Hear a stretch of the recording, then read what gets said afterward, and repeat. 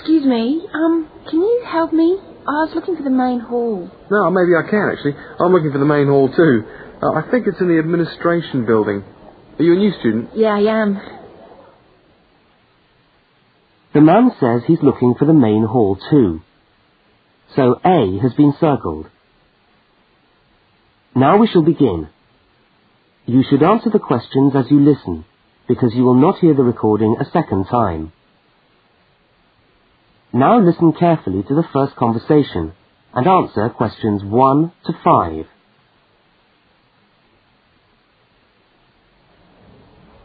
Excuse me, can you help me? I was looking for the main hall. No, maybe I can, actually. I'm looking for the main hall, too.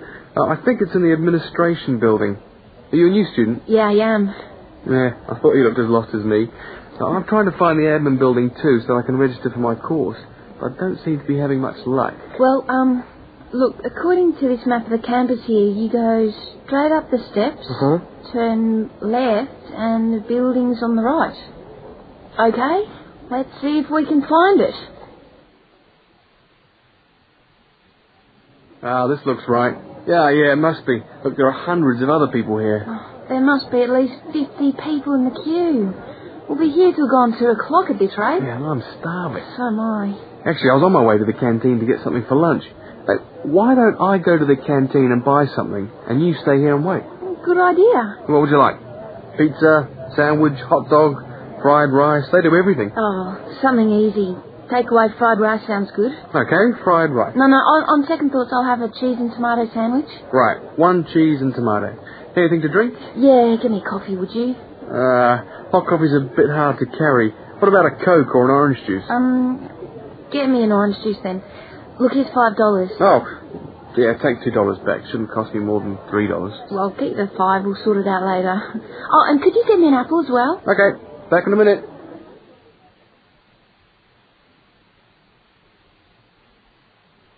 The woman speaks to the clerk about registering at university. Look at questions 6 to 10.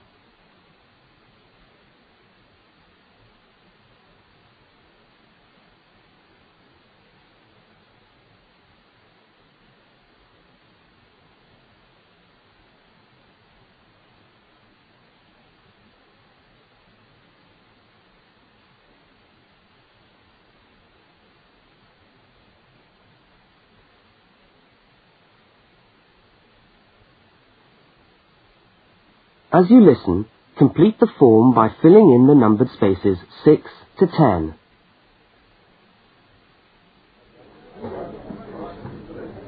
Oh, hello. I'm here to register for the first year law course. Oh, I'll just have to fill out this form for our records. What's your name? Julia Perkins. Can you spell that for me? Yeah, that's Juliaperkins. Address? Flat 5, 15 Waratah Road. That's Waratah, Brisbane. Brisbane. Oh, and your telephone number? Oh, we haven't got the phone on yet. We've only just moved in. Okay, well, can you let us have the number once the phone's connected? And I'll make a note here, to be advised. And the course? Beg your pardon? What course are you doing? Oh, first year law. Right. Well, you'll have to go across to the law faculty and get this card stamped, and then you come back here with it and pay your union fee. Oh, thanks very much.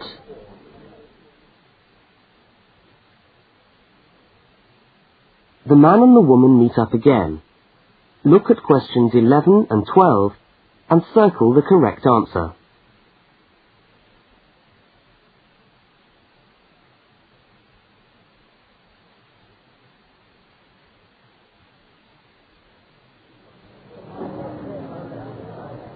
Oh, there you are. Oh, I thought you were never going to come back. Sorry, the canteen was absolutely packed. I had to wait for ages. And then when I got to the front of the queue, they had hardly any food left. So I had to get you a slice of pizza. Sorry. Oh, that's okay. I could eat anything. I'm so hungry. Oh, and there's your bottle of orange juice and your apple. At least I managed that. Great. Thanks a lot. No, and here's your $2 back. Don't worry about it. Buy me a cup of coffee later. Huh, all right then. So how'd you go? Oh, well, in order to register, we've got to go to the law faculty and get this card stamped, and then go back to the admin building and pay the union fees. That means we're registered. After that, we have to go to the notice board to find out about lectures, and then we have to put our names down for tutorial groups and go to the library. Oh, great. Well, first let's sit down and have our lunch, eh?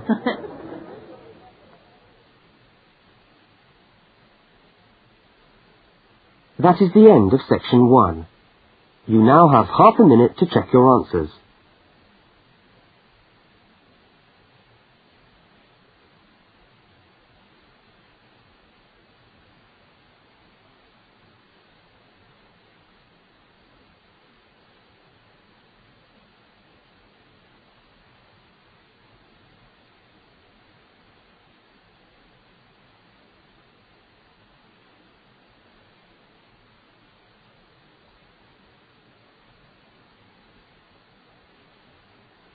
Now turn to section 2.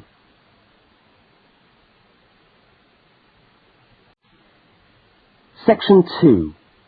You are going to hear a talk about banks in the UK. First, you have some time to look at questions 13 to 17.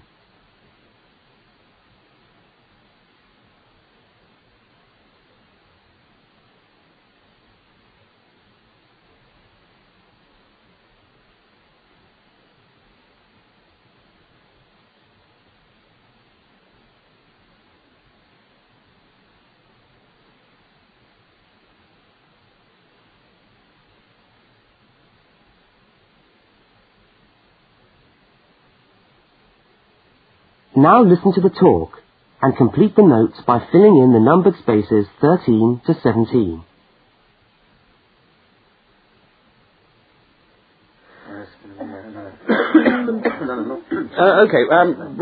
Thanks for turning up today. Thanks for turning up today to this short talk I'm going to give on student banking. Many of you are unfamiliar with the way banks work in this country, and today's talk should just give you a few starting points. I will, of course, answer any questions at the end. Right, well, as you probably know, you'll need to open a bank account while you're here, and it's the safest place to keep your money. And it's best to open an account with one of the major banks. You should each have a handout with the names and addresses. Yeah? Right. There's Barclays in Realty Square, National Westminster in Preston Park, Lloyd's in City Plaza, and Midland in Hope Street. Okay, all these banks offer special student accounts. However, it's important to note that as an international student, you'll not necessarily be eligible for all the facilities offered to resident students. Now, as an international student, you will need to provide evidence that you can fund yourself for however long your course lasts.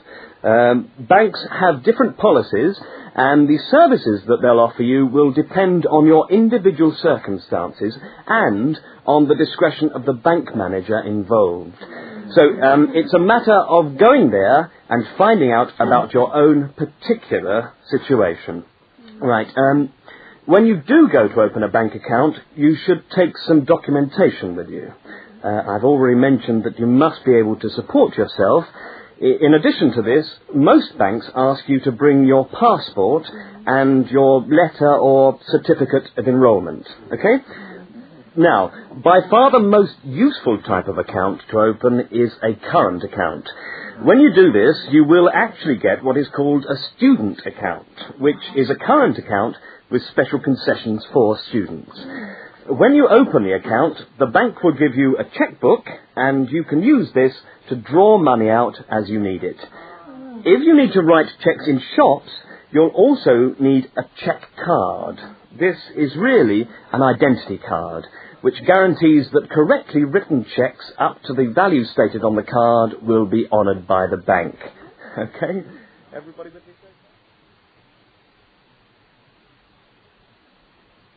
Now look at questions 18 to 21.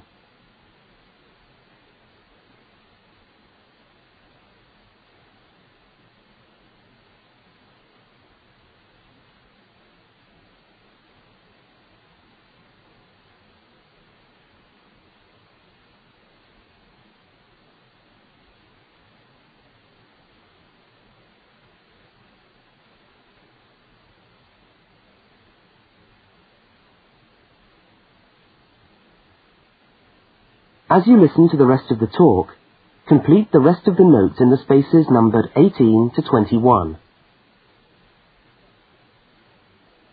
Right, if you want to draw out cash for yourself, you can make the cheque payable in your own name or to cash. You can also withdraw cash from a cash point machine with a cash card. Now, these are extremely useful as they enable you to withdraw cash from your account during the day or at night. There is also another card called Switch or Delta, and you can use this to pay for things in shops. It takes the money right out of your account, so you don't need your chequebook. Now, you may want to take more money out of the bank than you have in it. This is called having an overdraft. Be very careful with this. You should not do this without permission from your bank. Overdrafts usually incur charges, though some banks offer interest-free overdrafts to some students. But find out before you get one, right? Well, that just leaves opening times. When can you go? Banks used to be open from 9:30 a.m. until 3:30 p.m. from Monday to Friday. But many main branches are now open until 4:30 or 5 p.m. on weekdays, and some of the bigger branches in London and other major cities are now open for a limited time on Saturdays. Okay, any questions? That is the end of section 2. You now have half a minute to check your answers.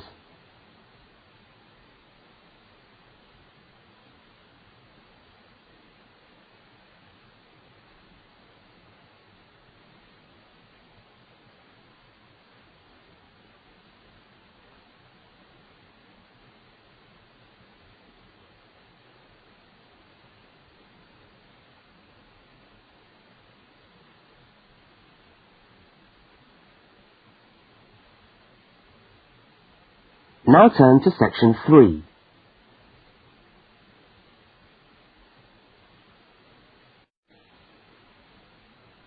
Section 3. Two students, Dawn and Ilmar, are discussing a project that they are working on together. First, you have some time to look at questions 22 to 25.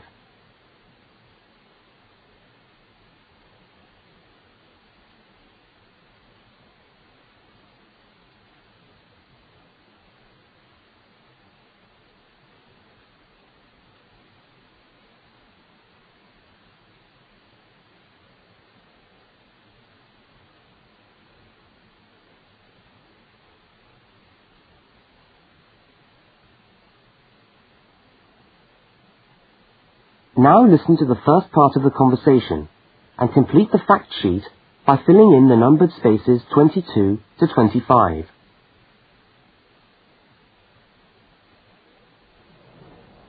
Hi, Dawn. Oh, hi, Ilmar. I'm glad I've bumped into you. I've just found a great idea for the presentation we've got to do for Dr. Banks next month. What, the one on everyday objects? Yes. Look at this article. It's really interesting. The aluminium Coke can? You know, Coca-Cola cans, soft drink cans. Look, let's sit down here. Have you got a minute? Sure. I'll just get my bag. Okay. So, you think we can get a presentation out of this article? I'm sure we can. First of all, we can provide some interesting facts about the aluminium cans that we drink out of every day. Like? Well, here it says that in the US they produce 300 million aluminium drink cans each day. Wow! 300 million? Exactly. That's an enormous number. It says here, outstrips the production of nails or paper clips. And they say that the manufacturers of these cans exercise as much attention and precision in producing them as aircraft manufacturers do when they make the wing of an aircraft. Really? Yeah. Let's have a look. They're trying to produce the perfect can, as thin but as strong as possible. This bit's interesting. Today's can weighs about 0.48 ounces. Thinner than 2 pieces of paper from this magazine, say. Yeah, and yet it can take a lot of weight. More than 90 pounds of pressure per square inch. 3 times the pressure of a car tyre. OK, I agree. It's a good topic.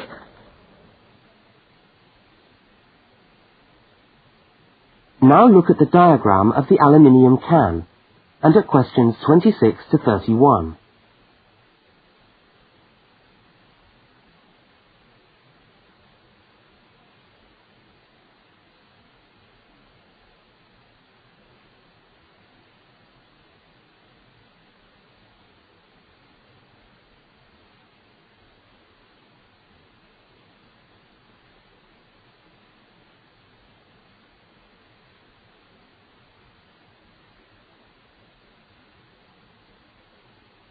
As the conversation continues, label the can by completing the notes in the numbered spaces 26 to 31.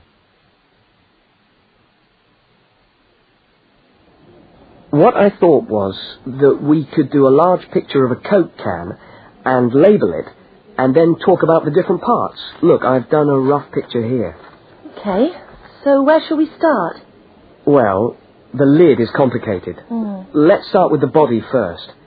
I'll do a line from the centre of the can, like this, and label it body. What does it say?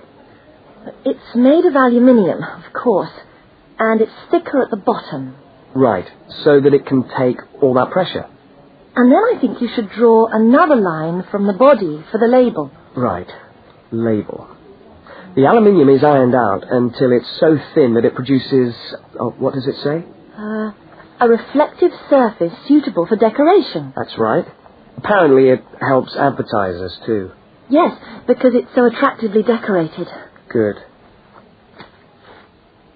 And then there's the base.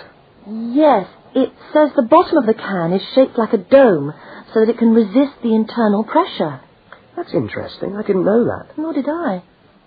OK, so going up to the lid, there are several things we can label here. There's the rim around the edge, which seals the can. Got that. And there's a funny word for the seal, isn't there? Yes, it's a flange. What does it say about it? Well, the can's filled with Coke or whatever, and after that the top of the can is trimmed and then bent over to secure the lid. That's right. It looks like a seam. We could even do a blow-up of it, like this. F-L-A-N-G-E.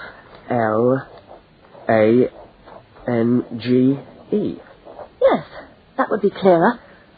I think we should label the lid itself and say that it constitutes 25% of the total weight. 25%? So it's stronger than the body of the can. So to save money, manufacturers make it smaller than the rest of the can. Didn't know that either. So, how do we open a can of Coke? First of all, there's the tab, which we pull up to open the can, and that's held in place by a rivet. I think that's too small for us to include. I agree. But we can talk about it in the presentation.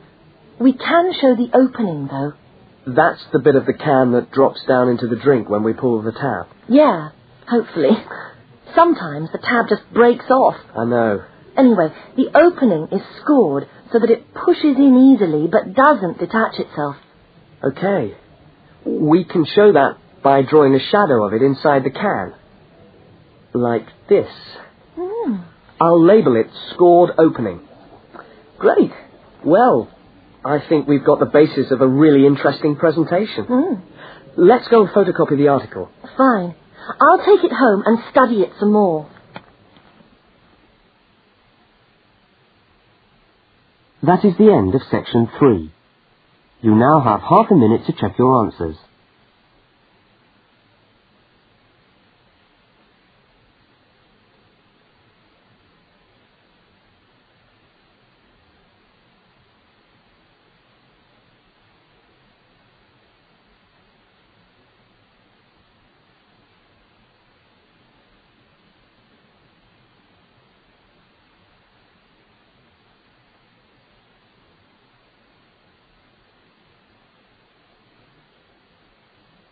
Now turn to section 4.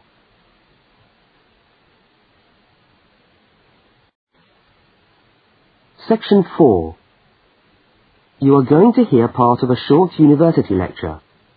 First, look at questions 32 to 42.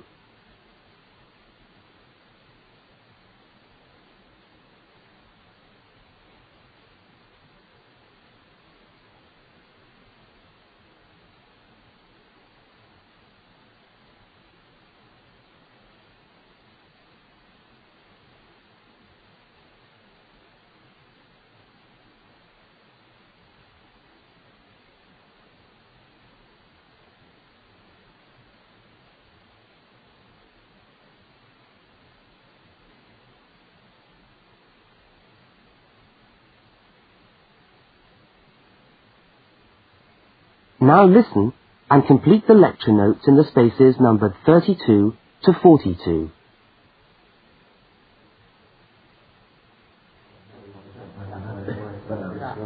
Good morning and welcome to the University's Open Day and to our mini-lecture from the Sports Studies Department. Now, the purpose of this lecture is twofold. One, we want you to experience a university lecture to give you a taste of what listening to a university lecture is like. And two, we want you to find out something about the Sports Studies program at this university. So feel free to ask any questions during the talk and I'll do my best to answer them. Right, so what does a course in sports studies involve? Well, you wouldn't be blamed for not knowing the answer to this question because sports studies as a discipline is still comparatively new. But it's a growing area and one which is now firmly established at our university. Now, there are three distinct strands to sports studies, and you'd need to choose fairly early on just which direction you wanted to follow. And I'll just run over these now. Firstly, we've got the sports psychology strand. Secondly, we've got the sports management strand. And last but not least, there's the sports physiology strand. So just to recap, there's sports psychology, sports management, and sports physiology. Let's look first at psychology. Now, the people who study sports psych want to work with top athletes, and they're looking at what will take those athletes that 1% extra. What makes them win? When all other things are equal, physically all other things are equal, they want to know what are the mental factors involved.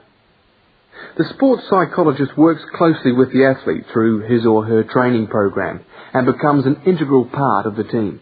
In fact, you could say that they play just as important a role as the coach. So if you're interested in what makes people win, this could be the area for you. Now, secondly, we've got the strand which I refer to as sports management. And this goes hand in hand with the area of sports marketing. So you might like to think of this area as having two branches, management and marketing.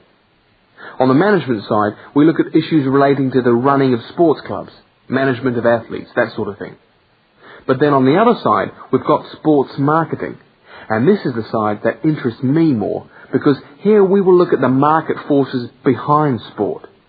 Questions like, why do people spend their money on a football match or a tennis game, rather than, say, on buying a CD or going to the cinema? What are those market forces? Sport used to just compete with sport.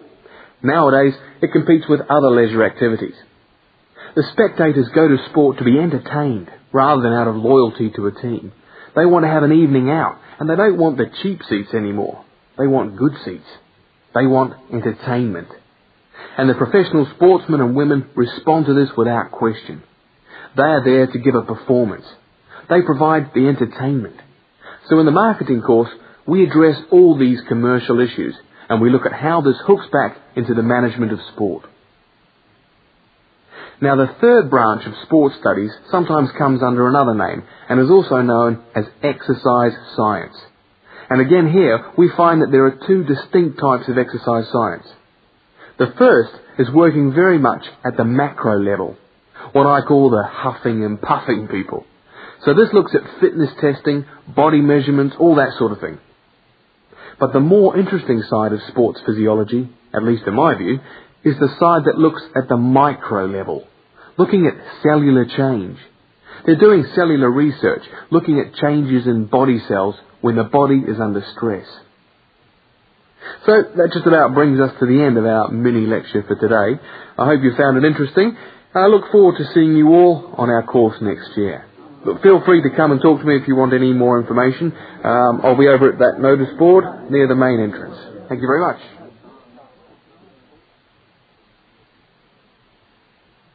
That is the end of section 4. You now have